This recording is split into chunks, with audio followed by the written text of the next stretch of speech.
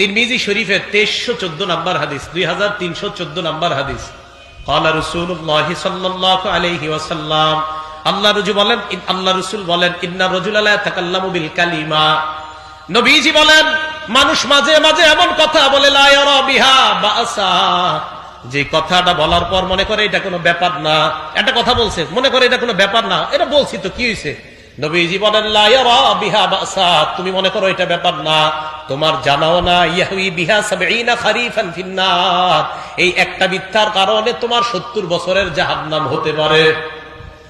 মানে এমনি মিথ্যা কথা বলছে আর কি, চা খাইতেছে বলতে বলতে বলে আরে তোরে এটা কথার কথা বললাম, আল্লাহ রাসূল বলেন এই যে কথার কথা বললা, আর এটা যদি তোমার মিথ্যা কথা হয়ে থাকে, হতে পারে এই মিথ্যা কথা 70 বছর তোমাকে জাহান্নামে জ্বালাবে। সহিহ বুখারীর বর্ণনা আসছে এই একটা মিথ্যা কথা দুনিয়ার পূর্ব পশ্চিম যত বড় জাহান্নামের গভীরে এই পরিমাণ তুমি যেতে পারো শুধু একটা আজাইরা মিথ্যা কথার কারণে। বলেন আমাদের দ্বারা এগুলো হয় কিনা? 4-5 জন বন্ধু একসাথে বসলে আরে এটা কথার কথা বললাম না, কথার কথা আর এরকম বললেন না। এই জন্য তো নবীজি নিষেধ করছেন, নাহা রাসূলুল্লাহ আন কিলা ওয়া ক্বাল, আল্লাহ রাসূল বলছে আমার উম্মতকে নিষেধ, এই উম্মত তোমাদেরকে নিষেধ, আন কিলা ওয়া ক্বাল, আজাইরা কথাবার্তা বেশি বইলো না, এটা রাসূল নিষেধ করছেন। আন কিল ওয়া ক্বাল, রাসূল সাল্লাল্লাহু আলাইহি সাল্লাম নিষেধ করেছেন। আন কিলা ওয়া ক্বালা, অনর্থক কথাবার্তা বলতে নিষেধ করেছেন। মা বোনরা মন দিয়ে কথাগুলো শোনেন, স্কুলে যখন আপনারা বাচ্চাদেরকে দেন, দেওয়ার পর 4-5 জন মহিলা একসাথে বসার পর যদি ধর্মীয় কথা বলেন তো ভালো কথা, কিন্তু অনর্থক কথাগুলা যদি বলেন তো মনে রাখবেন মা আল্লাহ রাসূল নিষেধ করেছেন, নাহা রাসূলুল্লাহ আন কিলা ওয়া ক্বাল, রাসূল অনর্থক কথা বলতে নিষেধ করেছেন। তাহলে অনর্থক মজলিসে আমরা বসবো না, অনর্থক কথাবার্তা বলবো না, শুনবো না। কথা কি বুঝে আসছে?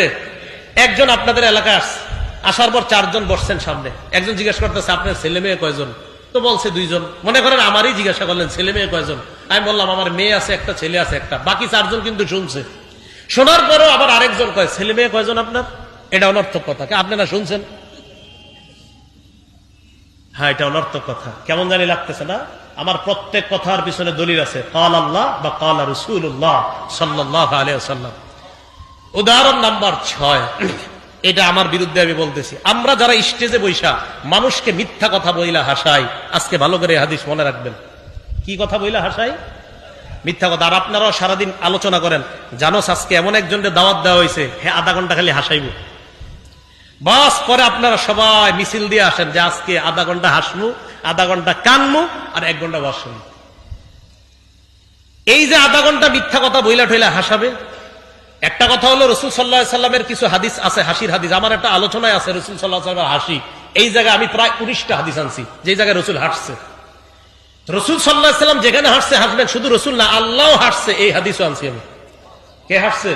হ্যাঁ আপনি ওই হাদিস বইলে হাসান জনগণরে, কিন্তু আন্দাজি অনর্থক মিথ্যা কথা বলে যদি হাসান তো দেখেন নবীজি কি বলে। তিরমিজি শরীফের 2315 নম্বর হাদিসের বর্ণনা, 2315 নম্বর হাদিস। ক্বালা রাসূলুল্লাহ সাল্লাল্লাহু আলাইহি ওয়াসাল্লাম, আল্লাহ নবী বলেন ওয়াইলুল লিল্লাযী ইউহাদ্দিসু বিল হাদিস লিইউদহিকা বিহিল কওম, ওই ব্যক্তি ধ্বংস হোক, ওই বক্তা ধ্বংস হোক যে ব্যক্তি মানুষের সামনে কথা বলে, ফায়াকযিবু, কথা বলতে বলতে মিথ্যা বলে মানুষকে হাসানোর জন্য। বলেন তো আমাদের সমাজে মানুষকে হাসায় মিথ্যা কথা বলে এমন মানুষ আছে না নাই? আপনারা তো অভিযোগ দেন, কয় অমুক কৌতুক অভিনেতা মিথ্যা কথা বইলে আমাদেরকে হাসায়।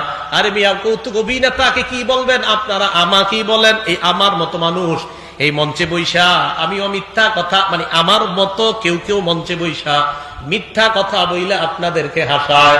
আল্লাহ নবী বলেন কোন মুসলমান অন্য মুসলমানকে যদি মিথ্যা কথা বইলা হাসায়, ওয়াইলুল লিল্লাযী, সে ধ্বংস, ওয়াইলুল লাহু, সে ধ্বংস, ওয়াইলুল লাহু, সে ধ্বংস। কি বলছে? বলেন কি বলছে?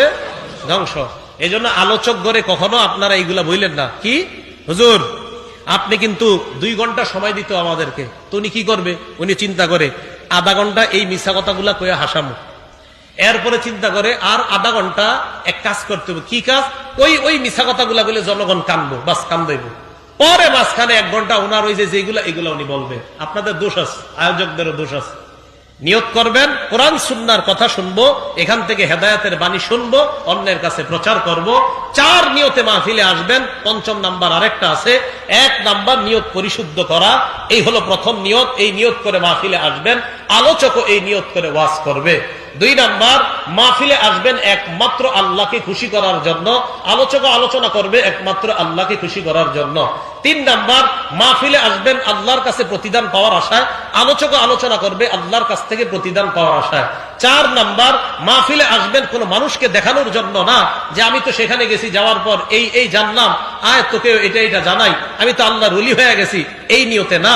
আলোচকও আলোচনা করবে এই নিয়তে না, যে আজকে আমি আলোচনা করার পর কালকে 14 জন আমারে নিয়ে আলোচনা করবে, এই নিয়তে আলোচকও আলোচনা করবে না। এই 4 নিয়তে আলোচক মাহফিলে আসবে, শ্রোতারাও মাহফিলে আসবে। 5ম আরেকটা নিয়ত, মাহফিলের পরিবেশ সুন্নাহ মোতাবেক হতে হবে, সেটা আলোচকের মধ্যেও থাকতে হবে, শ্রোতাদের মধ্যে থাকতে হবে। কি কথা বুঝে আসছে? হ্যাঁ, এইগুলা সবগুলা কোরআন সুন্নাহ দ্বারা প্রমাণিত। তাহলে 8 নাম্বার আল আমানাতু ফিল কালাম, কথার আমানত হলো সত্য কথা বলা, কথার খেয়ানত হলো মিথ্যা কথা বলা। ভালো করে মনে রাখবেন, এই মুখ দিয়া সবচাইতে বড় খেয়ানত আল্লাহর নামে মিথ্যা কথা বলা। বলেন সবাই, কার নামে মিথ্যা কথা বলা? আল্লাহর নামে। কারণ আল্লাহ সবচেয়ে সত্যবাদী, আল্লাহর নামে মিথ্যা কথা বলা যাবে না। আল্লাহ বলেন, ফামান আযলামু মিম্মান কাযাবা আলাল্লাহ, যে ব্যক্তি আল্লাহর নামে মিথ্যা কথা বলে তার চেয়ে বড় কি হতে পারে? তাহলে আল্লাহর নামে মিথ্যা কথা বলা এটা সবচাইতে বড় জুলুম। 2 নাম্বার, রাসূল আকরাম সাল্লাল্লাহু আলাইহি সাল্লামের নামে মিথ্যা কথা বলা যাবে না।